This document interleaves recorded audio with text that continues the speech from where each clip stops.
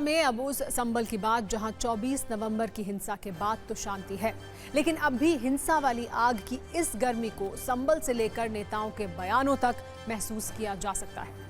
आज उसी संभल पर देश की सबसे बड़ी अदालत यानी सुप्रीम कोर्ट में सुनवाई हुई और वहां से आदेशों की एक ऐसी लंबी चौड़ी लिस्ट जारी हुई जो ट्रायल कोर्ट, उत्तर प्रदेश सरकार और संभल जिला प्रशासन के लिए एक लक्ष्मण रेखा की तरह है।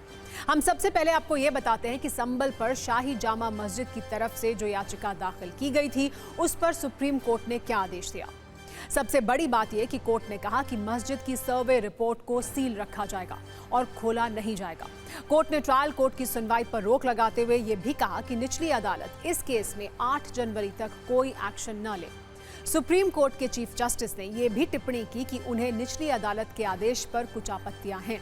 इसके अलावा कोर्ट ने मस्जिद कमेटी को ट्रायल कोर्ट के ऑर्डर के खिलाफ हाई कोर्ट जाने को कहा है और निचली अदालत को यह आदेश दिया है कि जब तक ईदगाह कमेटी हाई कोर्ट नहीं जाती तब तक केस को आगे न बढ़ाएं। कोर्ट ने इलाहाबाद हाई कोर्ट को भी यह निर्देश दिया कि याचिका दायर होते ही 3 दिनों के अंदर उस पर सुनवाई करें और सरकार के साथ जिला प्रशासन से कहा कि संभल में शांति व्यवस्था को सुनिश्चित करने की जिम्मेदारी उनके ऊपर है। अब सुप्रीम कोर्ट के इस फैसले के बाद कैसे सत्ता का क्लेश शुरू हो गया है, इस पर आपको एक न्यूज रील दिखाते हैं।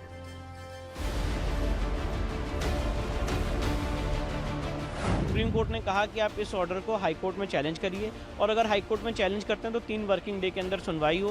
साथ ही साथ सुप्रीम कोर्ट ने कहा है कि एडवोकेट कमीशन की रिपोर्ट जो है वो सील कवर में दाखिल की जा सकती है और साथ ही साथ कोर्ट ने यह भी कहा है कि हम इस केस के मेरिट्स पे कोई एक्सप्रेशन या कोई ऑब्जर्वेशन नहीं दे रहे हैं। ये सारी बातें हाई कोर्ट डिसाइड करेगा।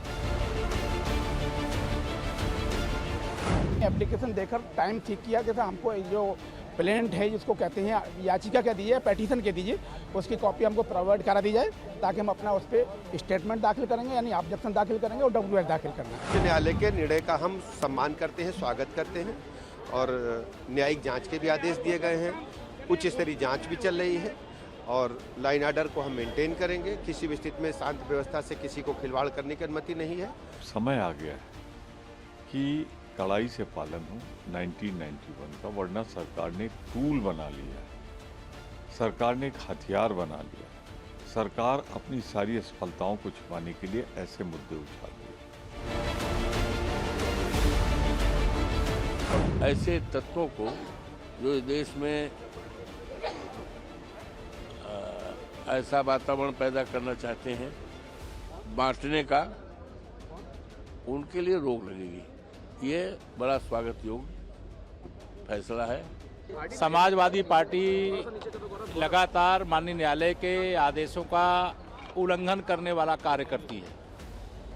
मैं माननीय न्यायालय के फैसले का स्वागत करता हूं और समाजवादी पार्टी और उनके गुंडों, अपराधियों, माफियाओं, दंगाइयों को हिदायत देता हूं कि माहौल खराब करने की कोशिश ना करें, अन्यथा समाजवादी पार्टी डूब जाएगी।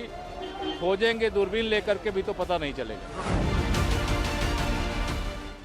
उत्तर प्रदेश सरकार की नीयत पहले से ही साफ थी। जिनकी नीयत नहीं साफ है वही लोग इस पर सवाल उठा रहे थे। तो सत्यता है और जुडिशियल इंक्वायरी को भी उसमें अपने जांच में पता चलेगा, लेकिन सत्यता तो यही है क्योंकि तस्वीरें झूठ नहीं बोलती। सुप्रीम कोर्ट के इस फैसले के बाद देश के अंदर ये जो अराजकता का माहौल बनाने की तैयारी थी, इसके ऊपर रोक लगेगी और इतना सख्त एक्शन होना चाहिए कि आइंदा कोई इस तरह की हरकत ना कर सके कि इंसान की जान की कीमत आप समझने का भी काम ना करो, आप सीधे गोली मार दो माथे पर, छाती पर। इसके बाद मुसलमानों के घरों में ढूंढना शुरू कर देंगे, तो ये तो मुल्क को बंटवारे की तरफ लेके जा रहा है, खून खराबे की तरफ लेके जा रहा है, जैसे हमने संभल उत्तर प्रदेश में देखा।